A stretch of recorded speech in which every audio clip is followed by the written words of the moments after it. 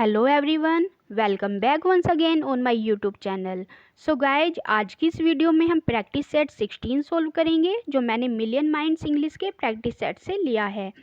और practice set 1 से 15 तक मैं अपलोड कर चुकी हूँ, सीरियल वाइज आप देख सकते हैं प्लेलिस्ट में जा कर के।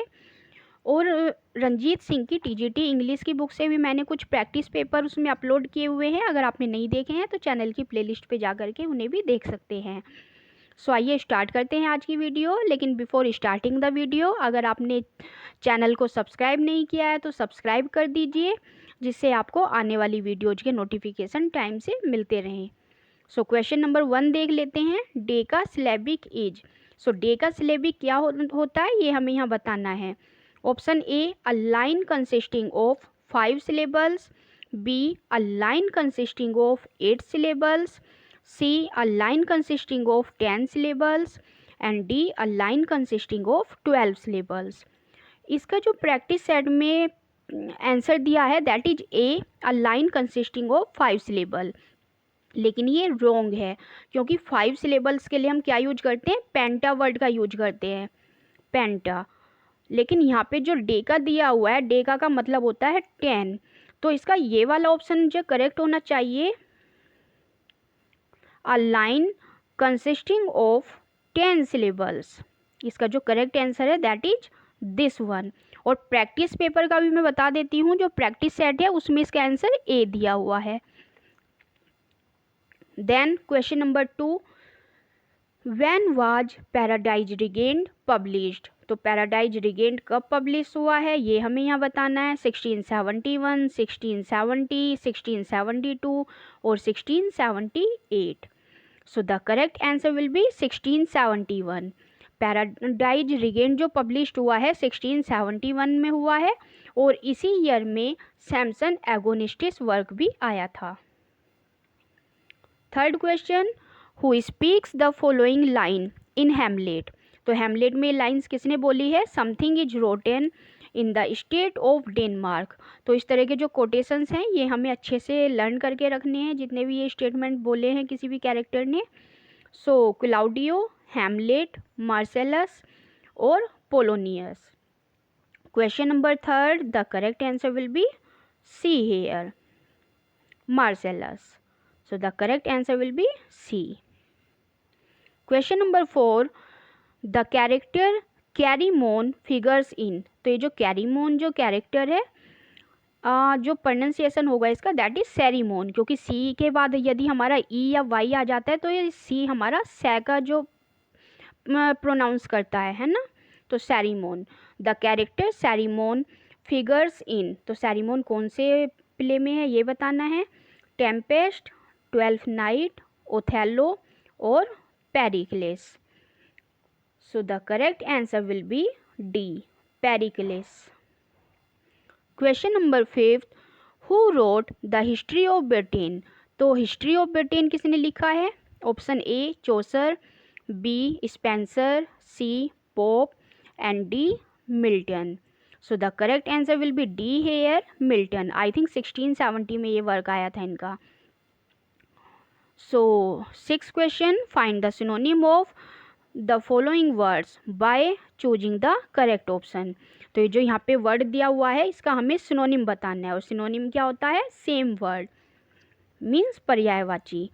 सो इंडाइसिस, तो इंडाइसिस का हमें मीनिंग बताना है, और इंडाइसिस का अगर हम हिंदी मीनिंग देखें दैट मीन्स सूचकांक। आपने सुना होगा पहले भी, सूचकांक और घातांक इसका जो हिंदी मीनिंग है।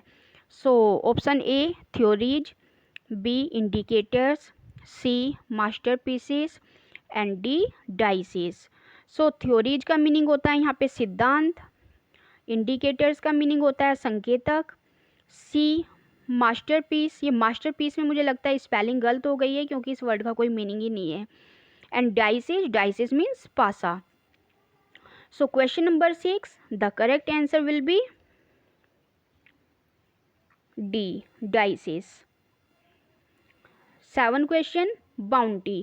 तो इसका भी हमें सिनोनिम बताना है। तो बाउंटी मीन्स क्या होता है, बाउंटी मीन्स होता है इनाम। So A, greed, B, plenty, C, adversity and D generosity.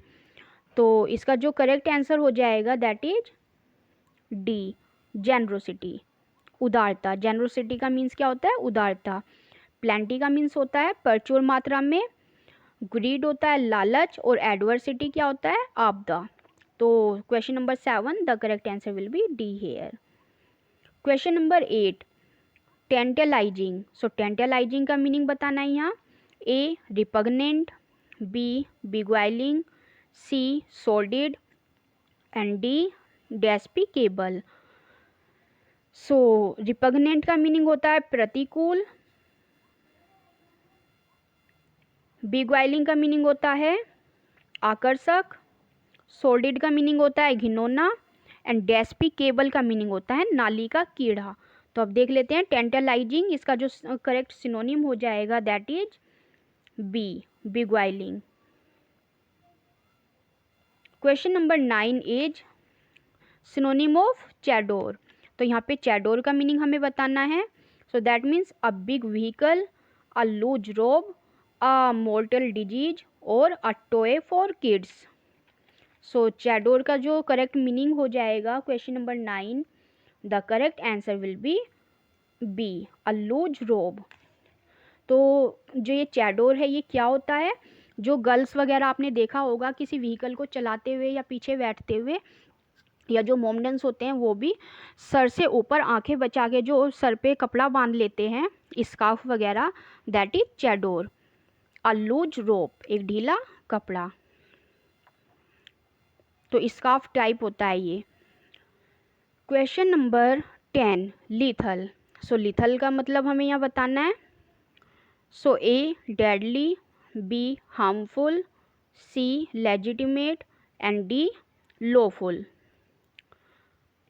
Question number 10 lethal का देख लेते हैं करेक्ट मीनिंग क्या होगा।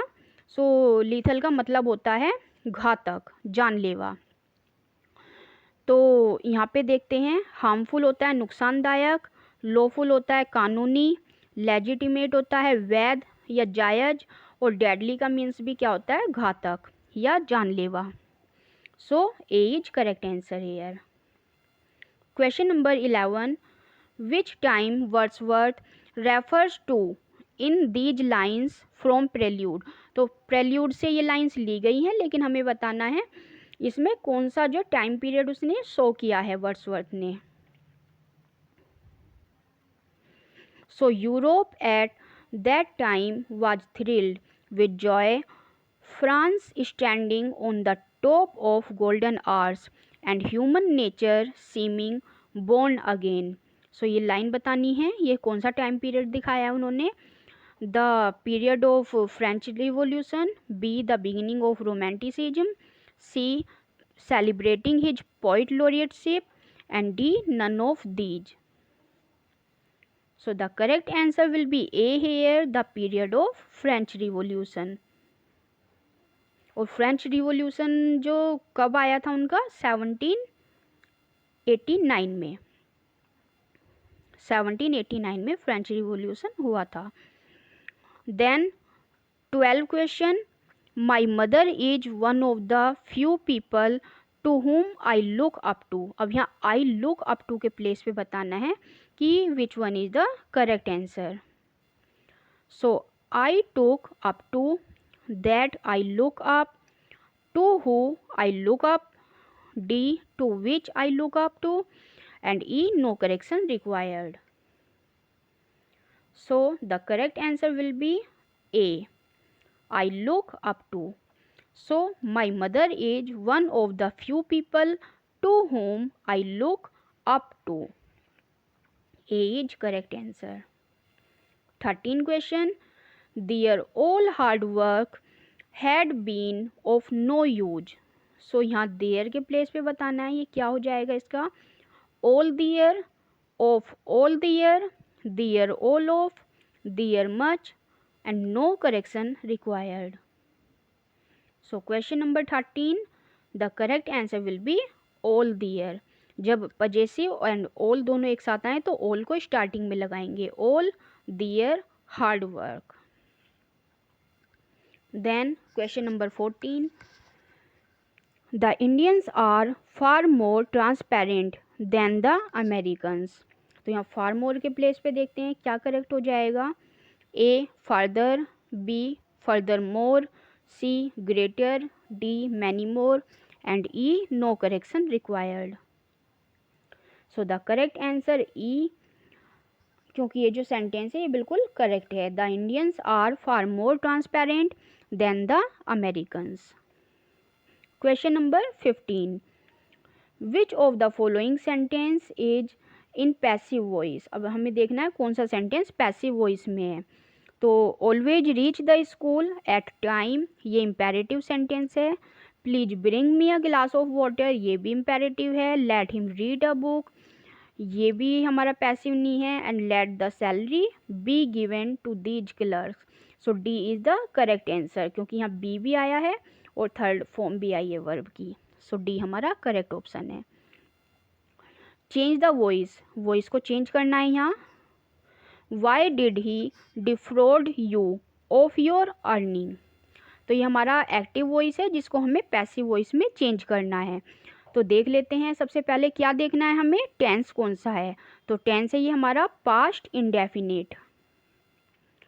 अब देख लेते हैं इसमें ऑब्जेक्ट क्या है। तो ऑब्जेक्ट है यहाँ पे यू, तो यू हमारा स्टार्टिंग में आ जाएगा। और पास्ट इंडेफिनिट में पैसिव बनाते हुए हम वाज या वर को यूज करते हैं। तो यू के साथ हमारा वर लगेगा, तो वर से हमारा सेंटेंस स्टार्ट होगा। एंड वाई यहाँ पे डबल इंटेरोगेटिव वर्ड है, तो यहाँ पे वाई के साथ वर का यूज होना है। तो देखिए कौन से में है, यहाँ वाई वाज है तो ये हमारा रॉन्ग हो गया, ये वाई डिड है ये रॉन्ग हो गया। अब इन दोनों में से हमें करेक्ट वर्ड फाइंड आउट करना है।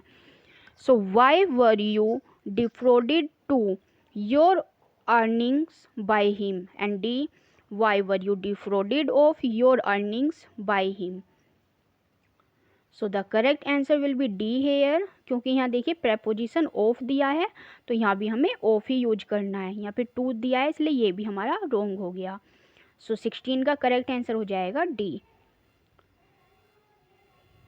17 question, Brutus is a dash in Julius Caesar. तो ब्रूटस जूलियस सीजर में क्या है ये हमें यहाँ बताना है। A noble, B king, C prince and D general. So the correct answer will be A here, noble.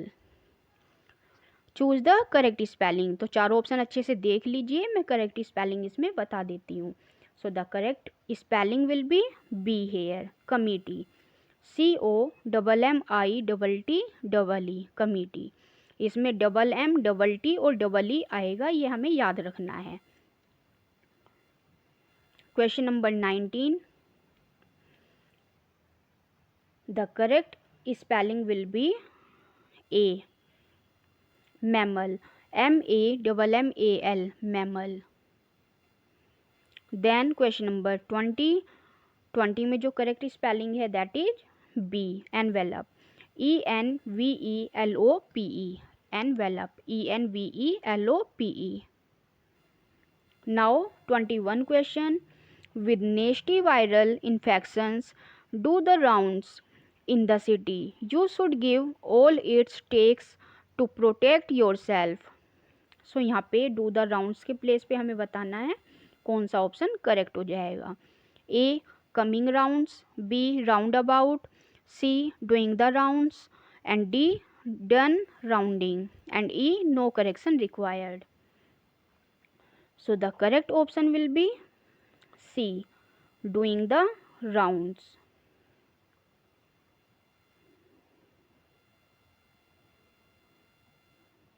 Question number 22. Change the sentence into passive voice. Do you not understand my meaning?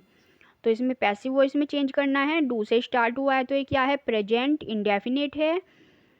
और इसमें जो object है माई meaning है। और present indefinite को कैसे passive में change करेंगे, इजारएम प्लस वर्ब की थर्ड फॉर्म। तो देखिए इजारएम से कौन सा स्टार्ट हो रहा है, ये आई से स्टार्ट हुआ है रॉन्ग, ये आई से हुआ है रॉन्ग। अब इन एज और इस वाले एज में देखते हैं कौन सा करेक्ट है। So do you not understand my meaning, तो माई मीनिंग इज द ऑब्जेक्ट और यहाँ पे माई मीनिंग यहाँ पे आया हुआ है, तो सी भी गलत है, यहाँ योर मीनिंग है wrong and D is the correct answer. Is my meaning understood. Question number 23, check the correct spelling here. सो देख लीजिए चारों ऑप्शन अच्छे से। So the correct spelling will be A here, character, CHARACTER, character. और spelling को learn करने का सबसे अच्छा तरीका है उसे पार्ट्स में डिवाइड कर लीजिए। जैसे कैरेक्टर तो CHARACTER। क्वेश्चन नंबर 24, इसमें भी करेक्ट स्पेलिंग्स हमें बतानी है। So the correct spelling will be D, FLAMBOYANT, FLAMBOYANT, flamboyant। 25 question, I wish I can sing as well as you do. So do, could, did and no improvement. So what is the correct spelling, correct option here? The correct option will be B. Why? क्योंकि I wish I can sing as well as you do, तो यहाँ पे could आया है हमारा, क्योंकि यहाँ पे इन्होंने wish बोला हुआ है। मेरी इच्छा है कि मैं इतना अच्छा गा सकूं जितना कि तुम गाते हो, दैट मीन्स, तो यहाँ पे हमारा could आ जाएगा। 26 question, the Reformation was a reactionary movement against the Italian Renaissance. So who open the valuable remark on reformation. तो रिफॉर्मेशन के बारे में ये जो रिमार्क है ये किसने बोला है? सो एक बार और देख लेते हैं। The Reformation was a reactionary movement against the Italian Renaissance. Okay, so option A Shakespeare, B Spenser, C Frederick Nietzsche, पता नहीं क्या प्रोनाउंसिएशन है इसकी, and D Roland Barthes. So question number 26, the correct option will be C, Frederick, और ये जो भी pronunciation हो, बड़ा अजीब लग रहा है, मैं नहीं बोल पा रही हूँ इसको। एंड देन 27 क्वेश्चन,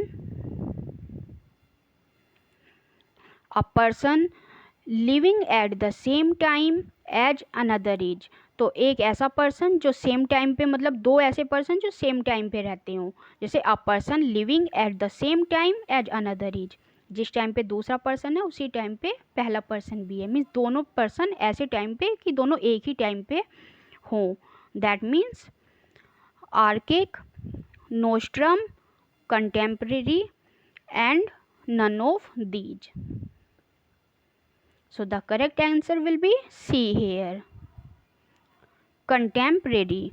और इसका जो मीनिंग होता है डेट इज समकालीन, एक ही काल में रहने वाले, समकालीन, contemporary.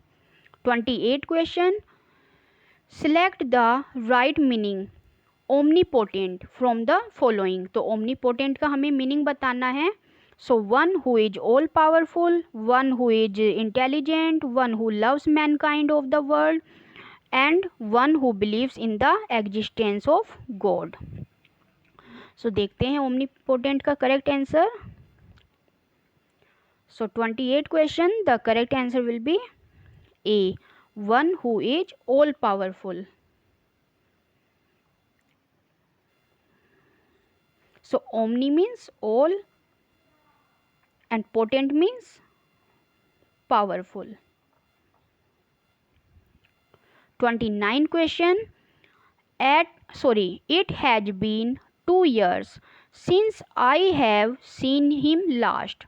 So when I have seen him, since I had seen him, C, since I saw him, and D, no improvement. तो इस have seen के प्लेस पे बताना है करेक्ट ऑप्शन हमारा कौन सा हो जाएगा।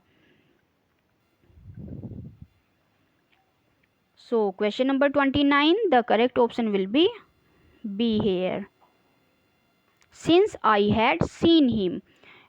So it has been 2 years, 2 साल हो चुके हैं। Since I have seen him last, तो since I had seen him last, have के प्लेस पे यहाँ had आ जाएगा।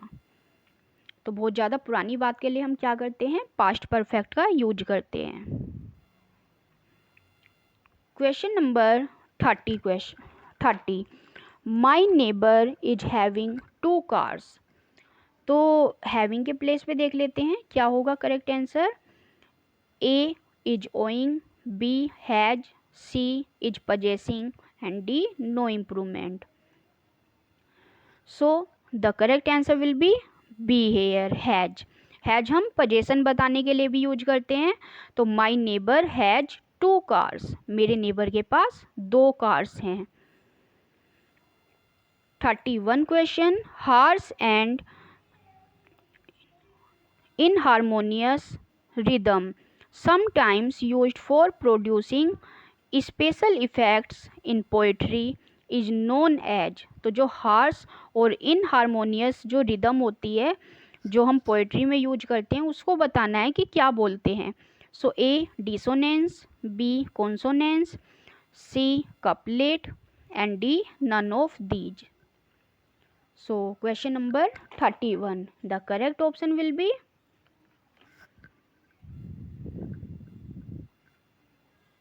ए dissonance. 32 question, change the narration. तो यहाँ में डायरेक्ट से इनडायरेक्ट में इसको चेंज करना है।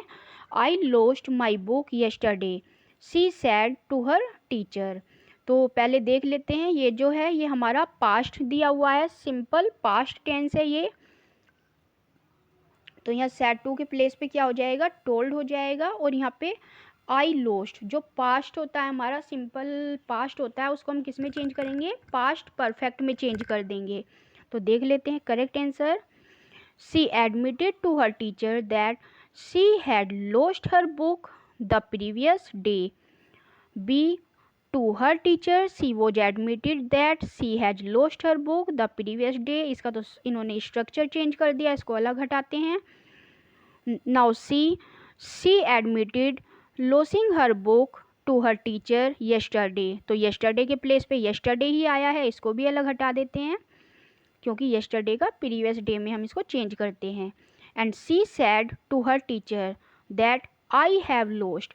तो यहाँ पे आई को चेंज नहीं किया इन्होंने और सैड टू को भी चेंज नहीं किया, तो इसको भी हम अलग हटा देते हैं। तो हमारे पास बचता क्या है, ओनली ए आंसर। सो इसका ए आंसर ही करेक्ट हो जाएगा। She admitted to her teacher that she had lost her book the previous day. तो येस्टरडे को इन्होंने प्रीवियस डे में चेंज कर दिया है और यहाँ सिंपल पास्ट को इन्होंने पास्ट परफेक्ट में चेंज कर दिया है। तो A is the correct answer. 33 question, do you want some more sweets asked my friend. तो ये हमारा प्रेजेंट इंडेफिनिट टेंस है जिसको हमें पास्ट इंडेफिनिट में चेंज करना होता है। So A my friend asked me if I want some more sweets. B my friend said to me if I wanted some more sweets.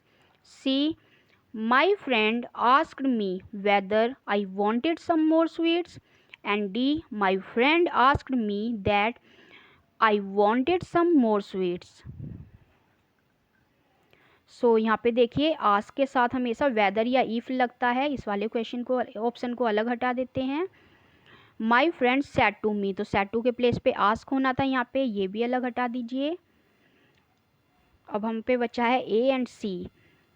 तो यहाँ देखिए जो हमारा प्रेजेंट इंडेफिनिट है तो उसको हमें पास्ट इंडेफिनिट में चेंज करना था, इन्होंने नहीं किया तो इसको अलग हटा देते हैं। तो बचता क्या है यहाँ पे, C option. My friend asked me whether I wanted some more sweets. तो C is the correct answer here. 34 question, whom does Polonius send to France to spy on Laertes। So spy on का मतलब होता है यहाँ जासूसी करना, और जो पोलोनियस है ये कौन है, लर्टिस के पिता हैं। तो वो किसको फ्रांस भेजते हैं लर्टिस की जासूसी करने के लिए। A Reynaldo, B Ophelia, C Guido and D Marcellus. So question number 34, the correct answer will be A Reynaldo. Question number 35, how many characters die during the course of the play King Lear. तो King लियर में बताना है कितने characters मर जाते हैं। सो 2, 5, 7 and 10। अगर Hamlet की बात करें तो हैमलेट में टोटल 8 कैरेक्टर्स की डेथ होती है या फिर मर जाते हैं वो। और जो किंग लियर है, किंग लियर में कितने कैरेक्टर्स मर जाएंगे, तो इनको लर्न करने का सबसे इजी तरीका यही है, सारे कैरेक्टर्स को काउंट कर लिया जाए कौन कौन मरा है। जैसे किंग लियर, उसकी 3 बेटियां मरी हैं, एक उसका जो बास्टर्ड सन था ग्लोचेस्टर का वो मरा है एडमंड, और जो रीगन का हस्बैंड है उसकी डेथ हुई है। तो इस तरह करके काउंट करना होता है। सो इसका जो करेक्ट आंसर हो जाएगा दैट इज डी, 10 कैरेक्टर्स। तो टोटल 10 कैरेक्टर्स प्ले में मर गए हैं। 36 question, everybody who finished writing can go home. So यहाँ पे हु फिनिश्ड, तो फिनिश्ड के प्लेस पे बताना है क्या आ जाएगा। तो had finished, have finished, has finished and no improvement. So the correct answer will be C here, has finished. Everybody who has finished writing can go home is the correct answer. Now 37 question. I have never eaten dash nice mangoes as this. तो fill up यहाँ पे fill करना है हमें। So A option 4, B such, C that and D both. So 37 question, the correct answer will be such. अब देखिए यहाँ जो एज आया है इसका जो कॉम्बिनेशन है सच के साथ ही बनता है, तो यहाँ पे सच आ जाएगा। I have never eaten such nice mangoes as this. 38 question, which of the following is the past form of the verb nil.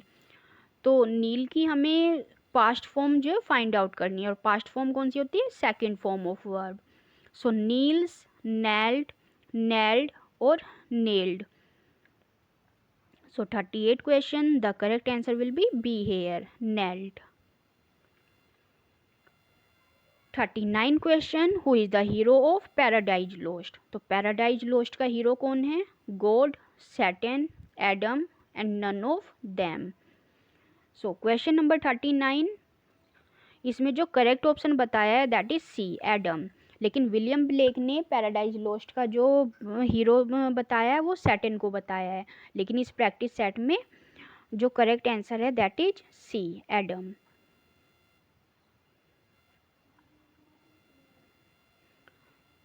Then 40 question,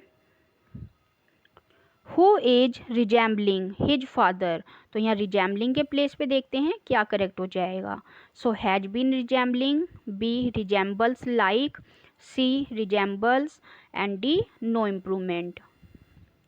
सो देखिए ये एक सच है, ट्रूथ है, तो इसमें हमें क्या फिल करना होता है, सिंपल प्रेजेंट जो हमें फिल करना होता है इसमें। सो ही रिजेम्बल्स हिज फादर, वो अपने पिता जैसा दिखता है, that is the correct answer. He resembles his father, और रिजेम्बल्स के साथ हम कोई भी प्रेपोजिशन यूज नहीं करते। Then question number 41, I am not sure why she is wanting to see him. तो यहाँ देखिए वॉन्टिंग के प्लेस पे क्या आना है, she wants, does she want, C is she wanting and no improvement. So question number 41, the correct answer will be A here, she wants. तो want के साथ हमें ing फॉर्म नहीं लगानी होती, तो इसका जो करेक्ट है option that is C, A, she wants. 42 question, correct form of the sentence, I him negligent his work is have often found. So A, I have often found him negligent in his work. B, I have often found him negligent of his work. C, I have often found him negligent to his work.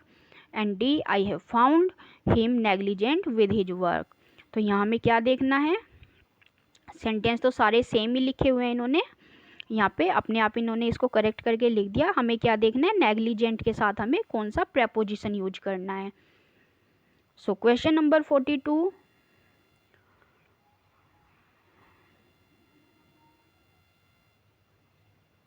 The correct option will be A. I have often found him negligent in his work. इसमें मुझे थोड़ा doubt है, तो इसका मैं answer आपको pin कर दूंगी मैसेज बॉक्स में। तो इसमें तो ए लगाया हुआ है, I have often found him negligent in his work. या नेग्लिजेंट के साथ क्या लगता है मुझे अभी इस समय याद नहीं आ रहा है, आप कमेंट बॉक्स में बता दीजिए।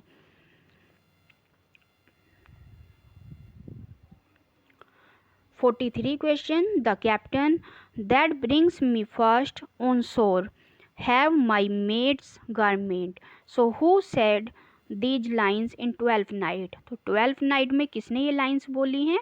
ए Malvolio, B duke, C Viola and D Maria. तो देखिए इसको पढ़ने से, इस सेंस से हमें पता लग जाता है कि ये लाइंस किसने बोली होगी। कि the captain that brings me first on शोर, जो मुझे किनारे पे पहली बार लाया था कैप्टन, हैथ माई मेड्स गारमेंट, मेरे जो लेडीज मतलब जो मेड गारमेंट है, मीन जो भी मेरे कपड़े हैं वो उसके पास होंगे। तो ये किसने बोला होगा? किसको बचाया था कैप्टन ने?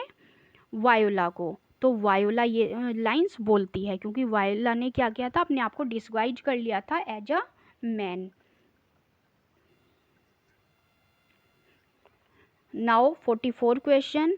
विच of the following words means a place where the birds are kept. तो ऐसा प्लेस जहाँ पे बर्ड्स को रखा जाता है। एक्वेरियम, जू, amnesty and Avery.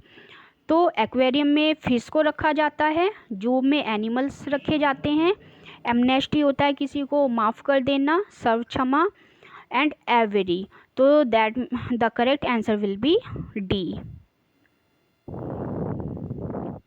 Avery. 45 question. Which of the following is the present participle form of verb sing. तो ये जो सिंग वर्ड है यहाँ पे, इसकी हमें प्रेजेंट पार्टिसिपल फॉर्म बतानी है। और प्रेजेंट पार्टिसिपल फॉर्म कौन सी होती है? ING form. तो sing, singing, sings and singing. देख लेते हैं correct answer. So the correct answer will be B here. Word ऐसे का ऐसे ही लिख के बाद में आईएनजी हमें ऐड कर देना है। 46 question. Identify the correct tense of the following sentence. तो इसमें हमें टेंस को आइडेंटिफाई करना है। He had a bath. तो हम हैड कहाँ पे यूज करते हैं? और ये जो हैड है that means third form of verb. तो had plus third form of verb कहाँ यूज करते हैं हम? पास्ट परफेक्ट में। अब देखिए पास्ट परफेक्ट ऑप्शन कौन सा है यहाँ पे? D option is correct, past perfect tense. 47 aristocracy. तो एरिस्टोक्रेसी क्या होता है? Government by the rich, government by the nobles, government by the officials and D rule by mob. So 47 question, the correct answer will be B, government by the nobles. So 47, the correct answer will be B. 48 question.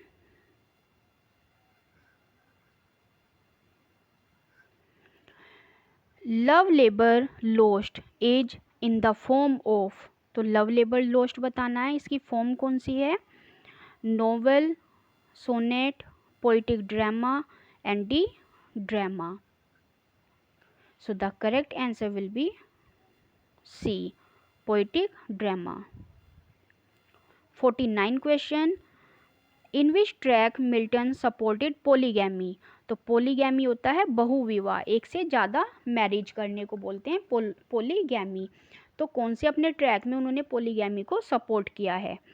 A De Doctrina Christiana, B Of True Religion, C Epistolae Familiares and D Prolusions. So the correct answer will be A, De Doctrina Christiana. 50 question, change the narration. तो यहाँ direct से हमें indirect में change करना है। So I have seen the film before, so Sunita says. तो ये सुनीता ने क्या बोला है, I have seen the films before. तो इसमें हमें सबसे पहले टेंस देखना है। टेंस है ये प्रेजेंट परफेक्ट। तो प्रेजेंट परफेक्ट को हमें किस में चेंज करना होता है, पास्ट परफेक्ट में चेंज करना होता है। और ये जो आई है हमारा यहाँ पे सब्जेक्ट, ये हमारा सुनीता के अकॉर्डिंग चेंज हो जाएगा। तो आई का क्या हो जाएगा, सी हो जाएगा। So Sunita said that she had seen the film before. B Sunita says that she has seen the film before. C Sunita said that the film was seen by her before. And D Sunita said that she saw the film earlier. So the correct answer will be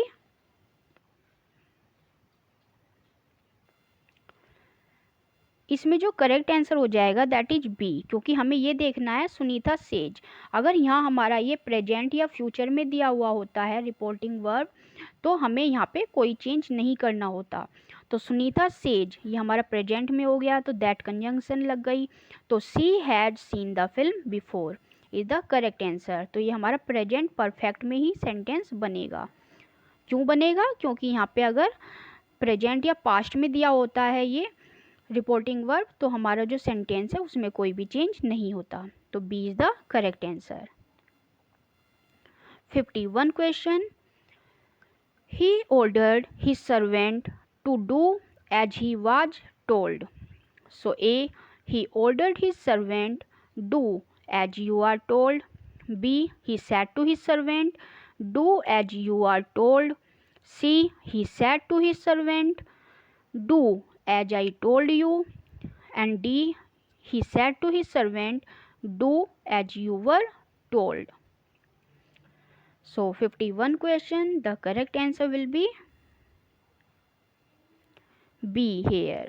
He said to his servant do as you are told. अब देखिए इसको हमें कैसे पता चलेगा ये correct answer है।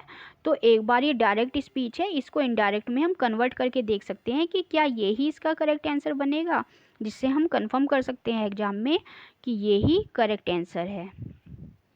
तो यहाँ ऑर्डर्ड का सेड टू में चेंज कर दिया है, यहाँ इन्वर्टेड कोमाज हटा दिए हैं, और उसके बाद do as you are told. तो ये हमारा प्रेजेंट में है, तो यहाँ पे इन्होंने इसको पास्ट में कर दिया, वाज टोल्ड। तो इसका जो करेक्ट आंसर है दैट इज बी। सबसे इजी मेथड है कि चार ऑप्शन में से पहले किन्हीं दो ऑप्शन को ऐसों को हटा दो कि जो उसके आंसर नहीं है, उसके बाद हमें थोड़ा इजी हो जाता है कि दो ऑप्शन में करेक्ट आंसर फाइंड आउट करना। So 52 question, she said to the girl did you do this. तो ये भी हमारा प्रेजेंट डायरेक्ट इन स्पीच है, जिसको हमें इनडायरेक्ट में चेंज करना है। तो टेंस को कौन सा है देख लेते हैं। तो टेंस है ये पास्ट इंडेफिनिट। पास्ट इंडेफिनिट को हम पास्ट परफेक्ट में चेंज करते हैं। तो option A, she asked the girl that she did that. B, she asked the girl if she did that. C, she asked the girl if she had done that. And D, she told the girl that she had done that. So 52 question, the correct answer will be C here. She asked the girl if she had done that. यहाँ देखिए यहाँ भी had दिया हुआ है, लेकिन यहाँ conjunction that they दिया, इसलिए ये वाला रॉन्ग है। तो C is the correct answer. 53 question, a figure of speech which stands for a pleasant way of referring to something unpleasant like death is known as। तो ऐसी फिगर ऑफ स्पीच जो कि नहीं हार्श वर्ड्स को या किसी unpleasant words को थोड़ा प्लीजेंट वे में बोलती है या थोड़े सॉफ्ट वर्ड्स में उसको बोला जाता है। तो कौन सी फिगर ऑफ स्पीच है। A, euphemism. B, episode. C, euphony. And D, all of the above. So the correct answer will be A, euphemism. Then 54 question, Milton has compared the magnificence of the pandemonium with that of. So A. Rome, B. Venice, C. Babylon, and D. None of the above. So the correct answer will be C here, Babylon. Now 55 question, if it be true that good wine needs no boss, it's true that a good play needs no epilogue. So which play are we talking about? तो ये lines बतानी है कौन से play में है. So much ado about nothing, B. As you like it, C. Merchant of Venice, and D. Julius Caesar. So question number 55. The correct answer will be B here, as you like it. 56 question, who is the shrew in Shakespeare's Taming of the Shrew? तो Taming of the Shrew में shrew कौन है ये हमें बताना है. Katharina, Lavinia, Titania और Annabella. So the correct answer will be A. Katherine. Katherine एक श्रू है और इसकी जो सिस्टर है उसका क्या नाम था? बायंका. तो कैथरीन से सब लोग शादी करने से डरते थे क्योंकि इसका पता नहीं था, किसी को कुछ भी बोल देती थी. और बायंका जो थी वो ब्यूटीफुल भी थी और वो सेंस भी था उसको कि किस तरह से दूसरे के साथ बिहेव रखना है. तो अच्छी स्टोरी है ये, आई होप आपने पढ़ी होगी ये. सो 57 question, who is the spirit of instigating vice and mischief in the temples? तो कौन सी ऐसी स्पिरिट थी जो बुराइयों को और जो शैतानियों को जो इंस्टिगेट करती थी टेम्पल्स में, मंदिरों में? So A. Moloch, B. Rimmon, C. Belial, and D. Dagon. So 57, the correct answer is C here, Belial. 58 question, smooth flow of sound produced by the careful selection and arrangement of words is known. तो जो smooth flow sound होता है जिनको carefully जो selection करते हैं words का या अरेंजमेंट करते हैं वर्ड्स का, उसके थ्रू जो स्मूथ फ्लो होता है साउंड्स का, उसको प्रोड्यूस करने वाले वर्ड को क्या बोलते हैं? Euphony, euphemism, both A and B, और none of the above. So 58 question, the correct answer will be A here, euphony. तो यूफोनी को हम क्या बोल सकते हैं? Pleasant sound, pleasant sounds.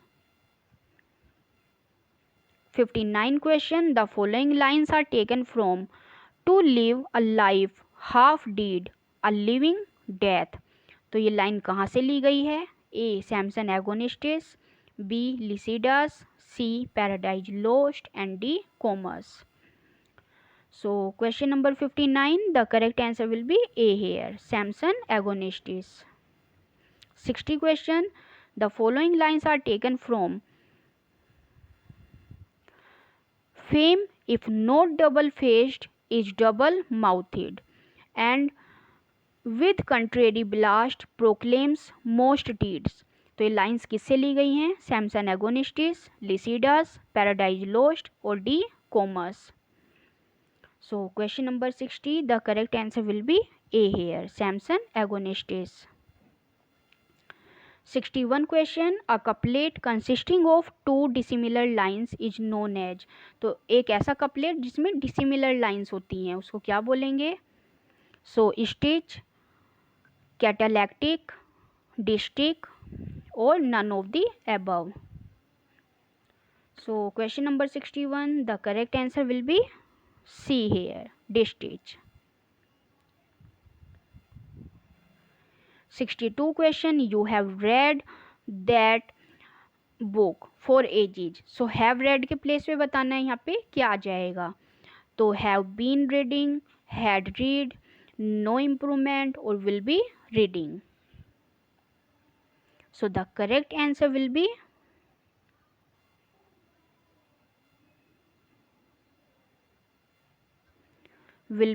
reading.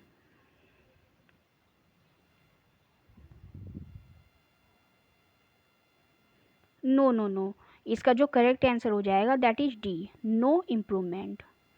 We have read that book for ages, that is the correct answer. 63 question. The only bit of relief for the victims has been the increase in compensation. तो has been के place पे बताना है. Option A were, B have been, C has that, they were given and D no improvement. So question number 63, the correct answer will be D here, no improvement. The only bit of relief for the victims has been the increase in compensation. So that is the correct answer. इसमें कोई error नहीं है. 64, the task of translation of Bible was begun in 1607 and was completed in. तो जो Bible का जो translation हुआ था वो 1607 में स्टार्ट हुआ था और कंप्लीट कब हुआ था?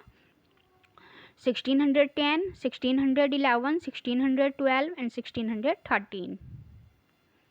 So the correct answer will be B here, 1611. 65 question. Which text of Milton does the following line appear in? Thou canst not touch the freedom of my mind. तो ये लाइन बतानी है हमें कौन से वर्क से ली गई है. Paradise lost, Comus, paradise regained और एरोपैजिटिका. तो पैराडाइज लोस्ट कब आया था हमारा? 1667 में आया था. पैराडाइज रिगेन्ड 1671 में आया था. कोमस 1634 में आया था और एरोपैजिटिका 1644 में आया था. तो इसका जो करेक्ट आंसर हो जाएगा that is B, Comus. Question number 66, John Milton studied at. तो जॉन मिल्टन की जो स्टडी हुई है कौन सी यूनिवर्सिटी से हुई है? Cambridge, Oxford, York and Dublin. So the correct answer will be A here, Cambridge. 67 question, who is considered as the early progenitor of the novel? तो अर्ली प्रोजेनिटर ऑफ नोवेल किसको माना गया है? थॉमस नेस, Thomas लोज, Samuel Daniel और sir Walter Rayleigh. So 67 question, the correct answer will be A here, Thomas Nash. 68 question, explain disyllabic. तो disyllabic बताना है क्या होता है. So the objective used for a word or metrical foot containing 2 syllables. B, metrical foot containing 10 syllables. C, combination of iambic pentameter and a couplet, and D, none of the above.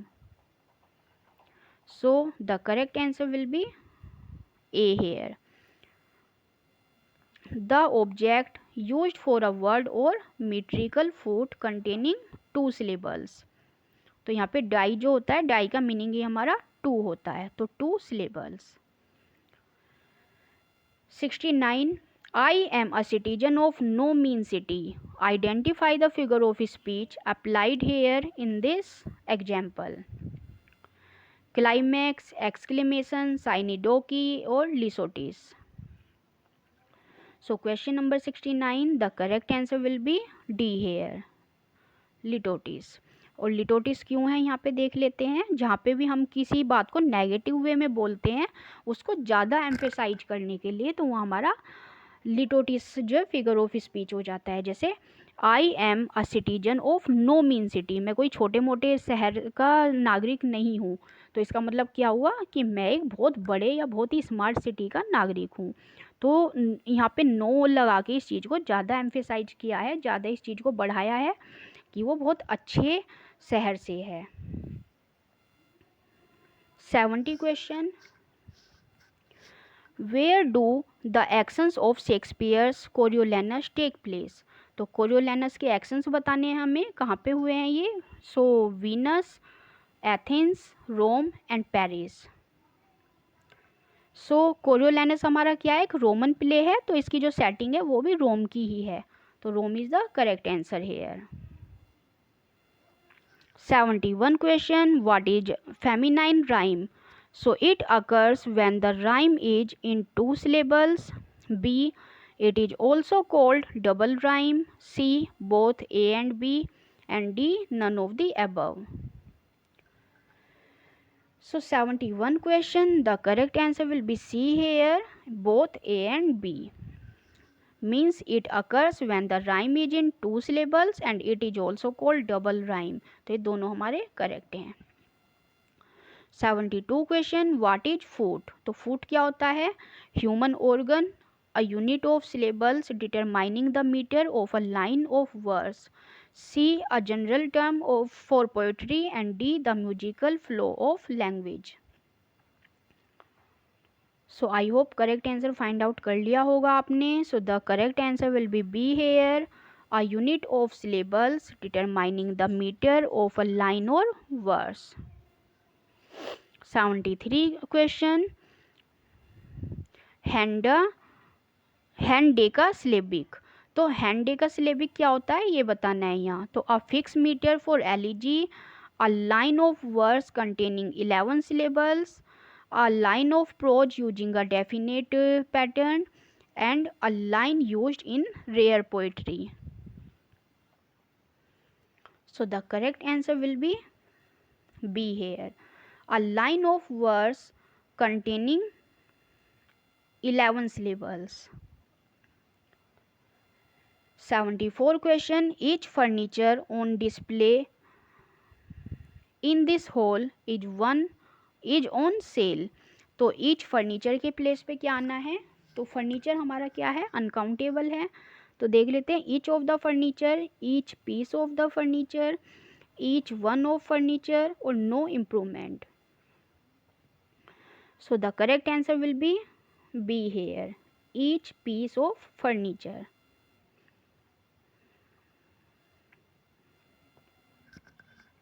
75 Thurio is a character of. तो Thurio बताना है कौन से play में character है ये। So 12th Night, Romeo and Juliet, Two Gentleman of Verona and The Winter's Tale. So the correct answer will be C here, Two Gentleman of Verona. C is correct answer.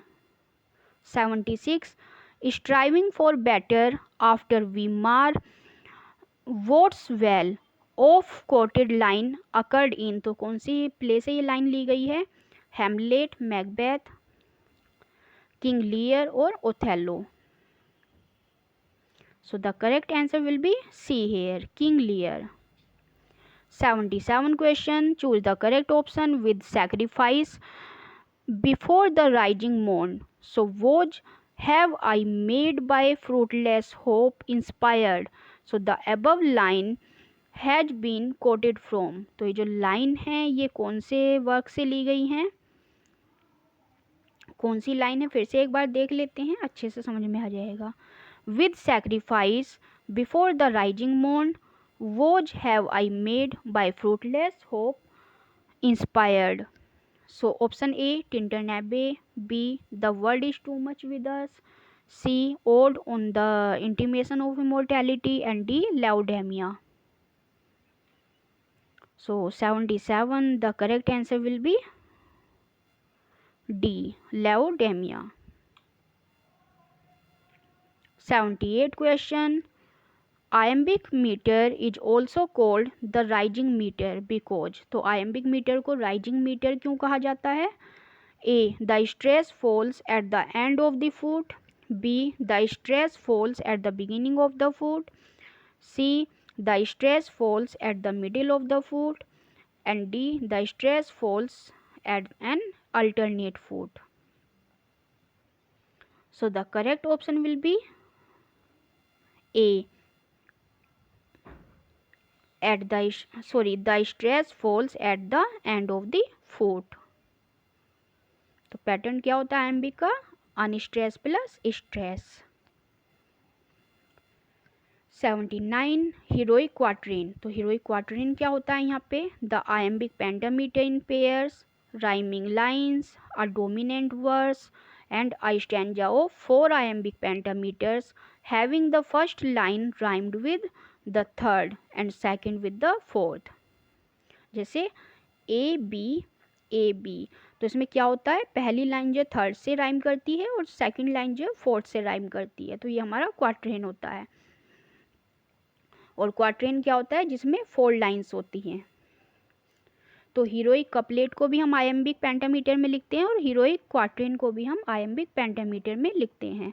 तो इसका correct option हो जाएगा D, a stanza of 4 iambic pentameters having the first line rhyme with the third and second with the fourth. So D is the correct answer. 80 a line of verse with an additional syllable at the end is known as. तो एक ऐसी लाइन of वर्स जिसमें additional syllable लगाया जाता है किसी वर्ड के लास्ट में। So hypermetrical, hyperbola, hypersynthia and hypersyllabic. So the correct answer will be A, hypermetrical. 81 question, when a syllable within the line rhymes with the final syllable is known as ordinary rhyme, internal rhyme, middle rhyme and both B and C।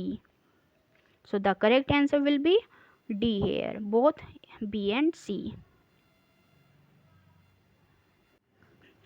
So 82 question, which period in Wordsworth's career was marked with gloom।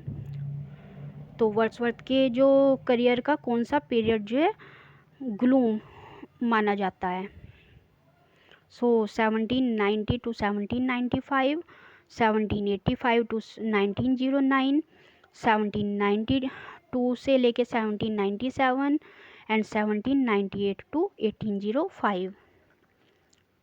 So the correct answer will be C here, 1792 to 1797, क्योंकि इसी work में उन्होंने कोई भी अच्छा काम नहीं लिखा था।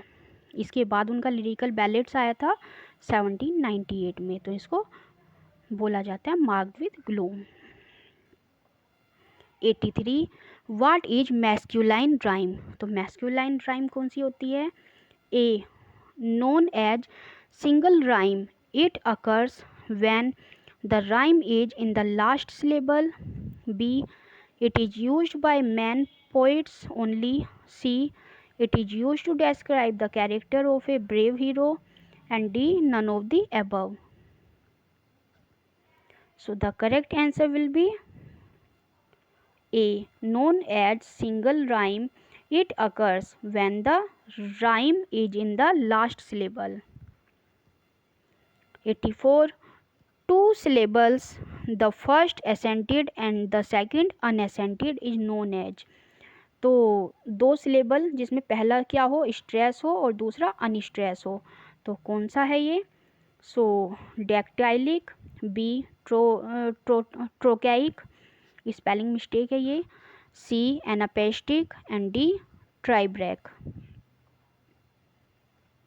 सो the correct answer will be B, trochaic meter।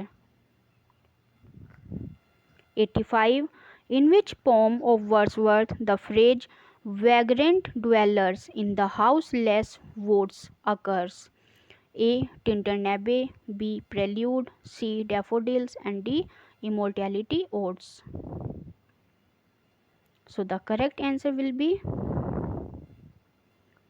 A, Tintern Abbey। 86 monosyllable is. तो मोनोसिलेबल क्या होता है? मोनो का मीनिंग होता है वन एंड सिलेबल तो सिलेबल है ही। So a word having one syllable, a line of poem having one feet, C both A and B and D none of the above. So the correct answer will be A, a word having one syllable. 87 the life of things is a phrase from. तो life of things ये जो phrase है ये कौन से work से ली गई है? Tintin Abbey, Immortality Ode, Daffodils, and The World is Too Much with Us. So the correct answer will be A. Tintin Abbey. 88 question, what is pararhyme? तो पैराराइम क्या होती है? A. When rhyme is used in the complete paragraph. B. When in para no rhyme is found. C. When rhyme is used at the end of the para. And D. A type of rhyme which the vowel sounds of the accented syllable in the rhyming words are different. The consonant sounds both before and after the vowels are the same. So एक ऐसी rhyme which the vowel sound, जहाँ पे vowel sound क्या होते हैं? Of the एसेंटेड syllable के in the rhyming words, किन्हीं भी राइमिंग वर्ड्स में आर डिफरेंट, तो वो क्या होते हैं? वोवल साउंड वो डिफरेंट होते हैं.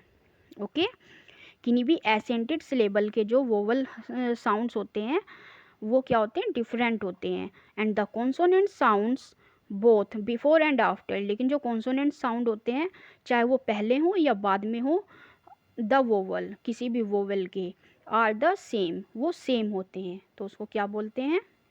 Para rhyme. 89 question, the child shouted that he might attract attention. तो इसमें अंडरलाइन वर्ड्स में बताना है कौन सा करेक्ट है. तो to attract attention, B in attracting attention, C that he may attract attention, and D no improvement.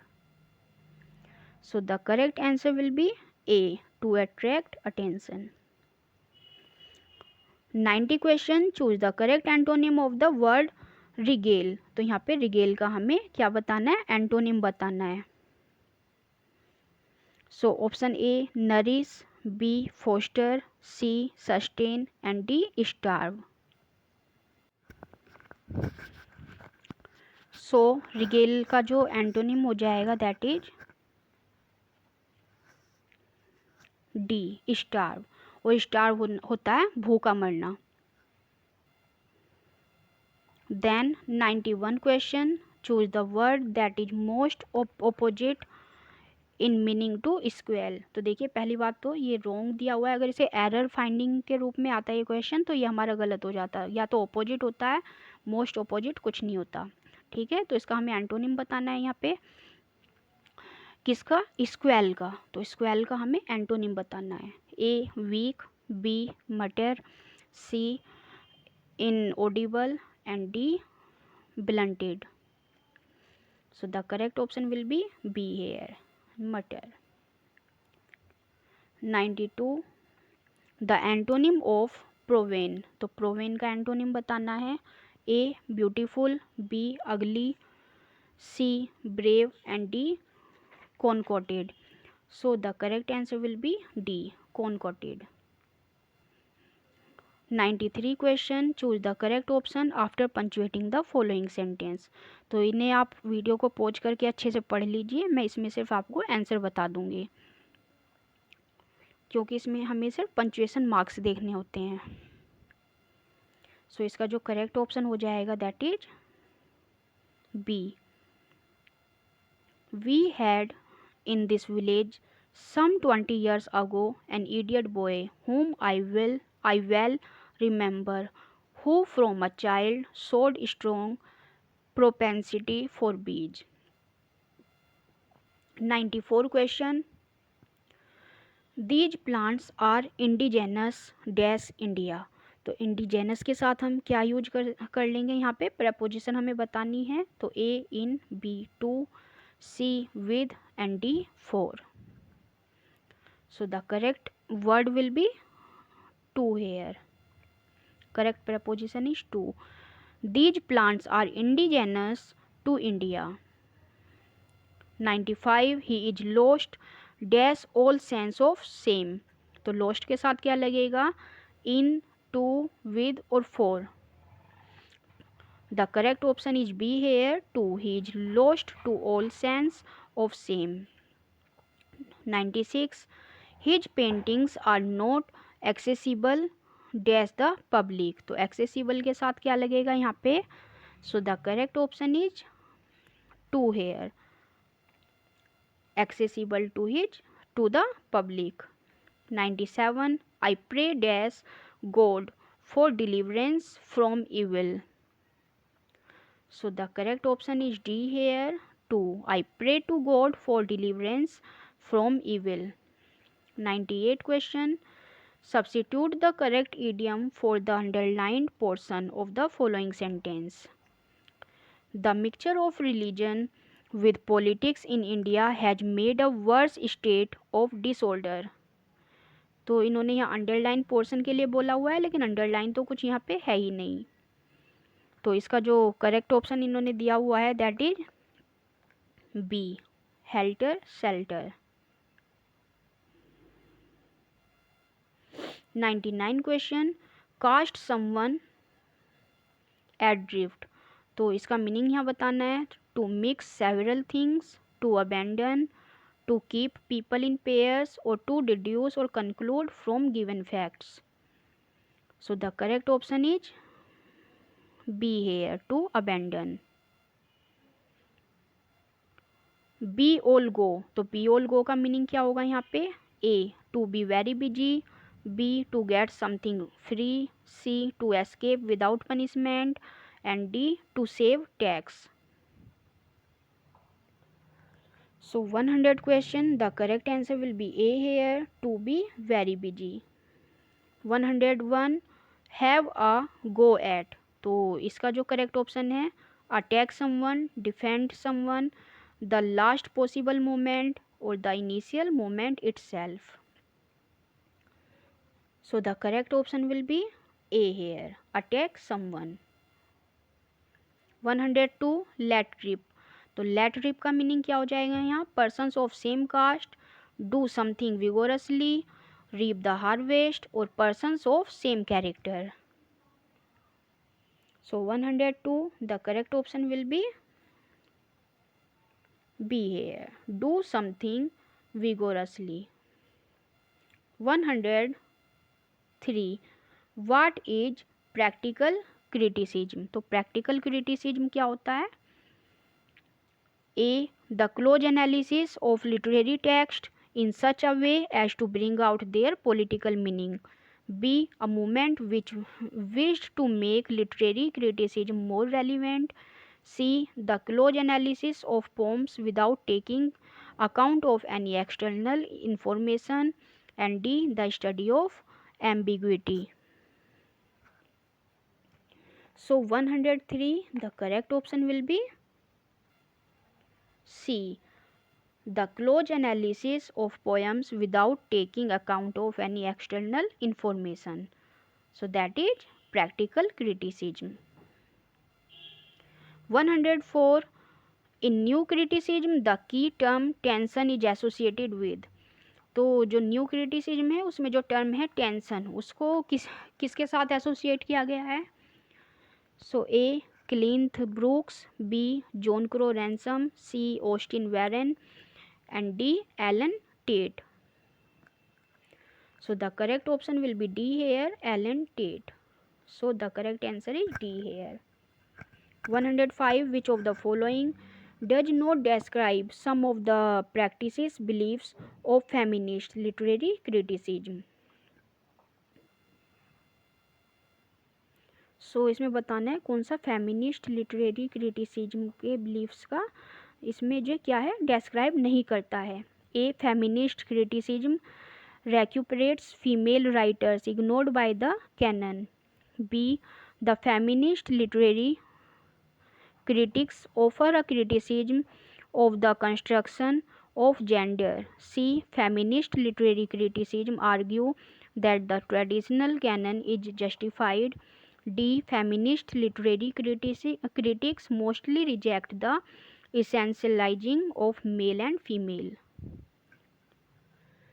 So 105 question, the correct answer will be C.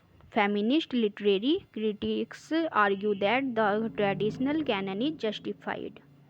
106. Which of the following theoretical movement claimed that the device is the only hero of literature. So Russian formalism, new criticism, phenomenology, and deconstruction. So the correct answer will be A here, Russian formalism. 107 Miss Edith Sitwell wrote which of the following book, तो कौन सी book लिखी है इन्होंने miss Edith Sitwell ने? A notebook on William Shakespeare, the lion and the fox, comic characters of Shakespeare, and D none of these. So the correct answer will be A here, a notebook on William Shakespeare. और ये question important हो जाता है क्योंकि William Shakespeare के बारे में है ये पॉइंट.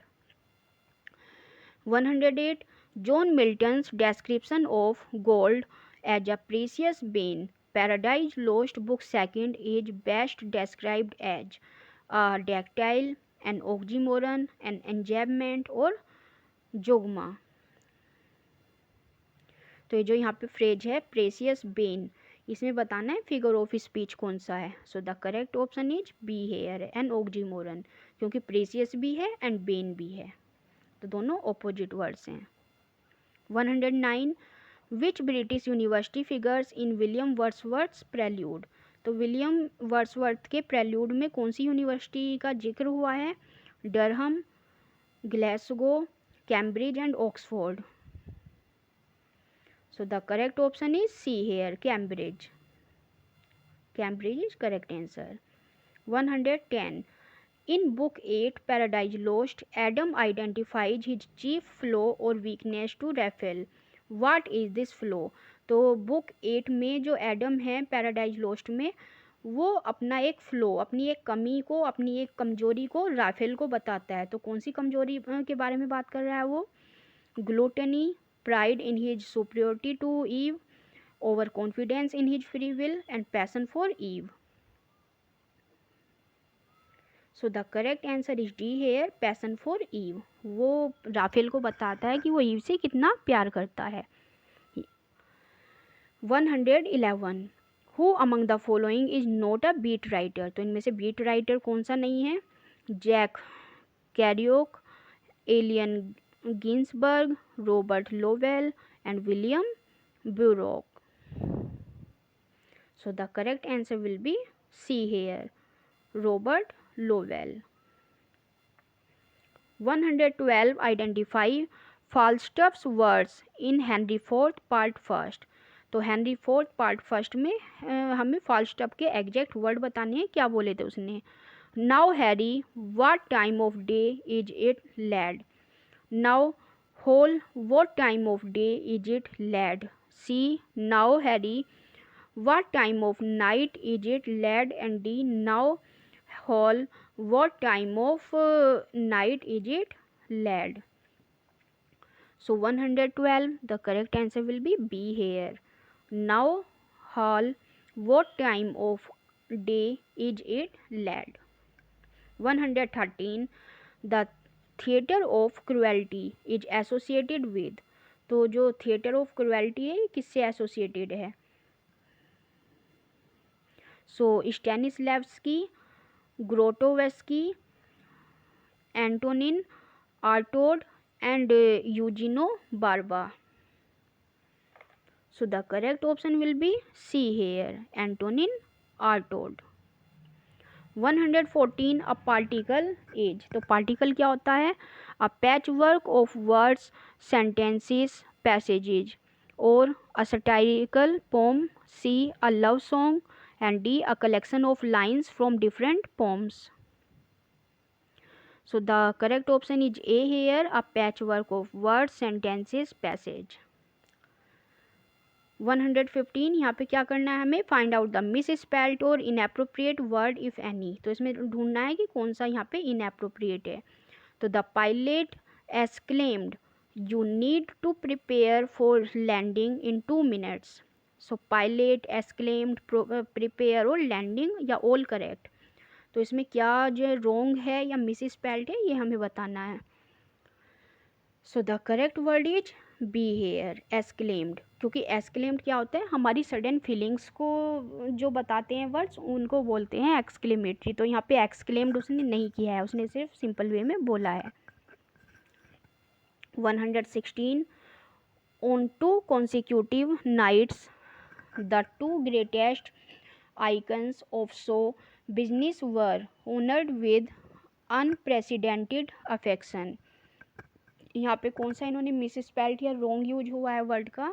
सो कॉन्सिक्यूटिव, आइकन्स, ओनर्ड, अनप्रेसिडेंटेड और ऑल करेक्ट।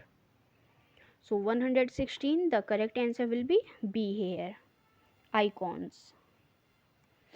117 magic realism. तो मैजिक रियलिज्म बताना है, इज क्लोजली एसोसिएटेड विद, किसके साथ जो है एसोसिएटेड है, Italo Calvino, Gabriel Garcia Marquez, Anita Desai, Rohinton mystery.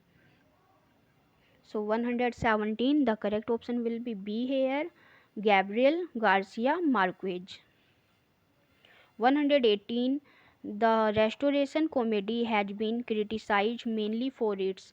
तो जो रेस्टोरेशन कॉमेडी है उसको किस चीज़ के लिए क्रिटिसाइज किया गया, excessive wit and humour, bitter satire and cynicism, indecency and permissiveness, and D superficial reflection of society.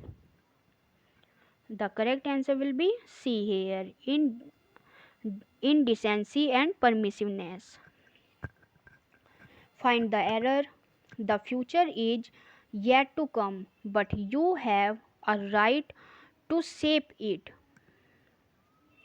So find the error portion. So the correct answer will be C here, right to shape it.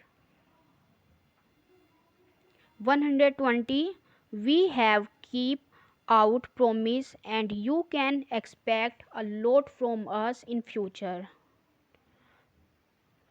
तो बहुत easy question है ये वाला। तो we have, तो have के साथ हमें थर्ड फॉर्म यूज करनी होती है, तो कैप्ट आना था, यहाँ पे इन्होंने कीप लिखा हुआ है। तो इसका जो करेक्ट ऑप्शन है दैट इज ए पार्ट में एरर है।